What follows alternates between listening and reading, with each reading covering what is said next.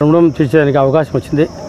మా జనసంద్రం చూస్తుంటే ఏమవుతుందంటే ఈ మా పక్కన ఉండే వాళ్ళు చెప్తారు ఏమంటే ఇంతవరకు రాయదుర్గం గురించి హిస్టరీలోనే ఇన్ని జనం చూడలేదు.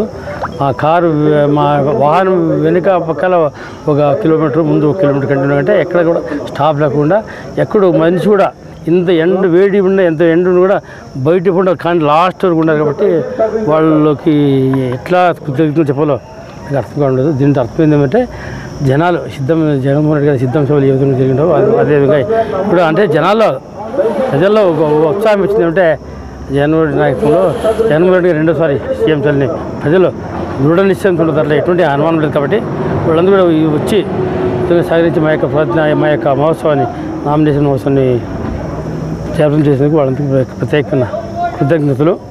ఖచ్చితంగా భైరవాన్ దీప ప్రాజెక్టు 5 ఏళ్ల కాలంలో నీటిని అంతే జవాబుదారీ అది అంతే బై ఛాన్స్ అది కాకపోతే బీటీ ప్రాజెక్ట్ కంప్లీట్ కాకపోతే నీళ్ళు రాకపోతే నేను రాజకీయ సన్యాసం ఉండదు ఎటువంటి అనుమానం లేదు. ఎందుకంటే చాలా ముఖ్యం.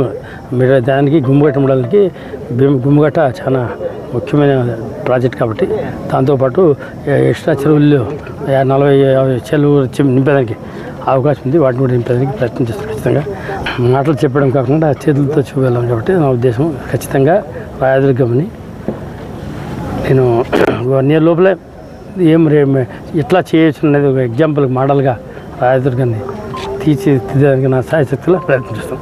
Please do subscribe to Telugu Rajyam channel. Please do subscribe to Telugu Rajyam channel.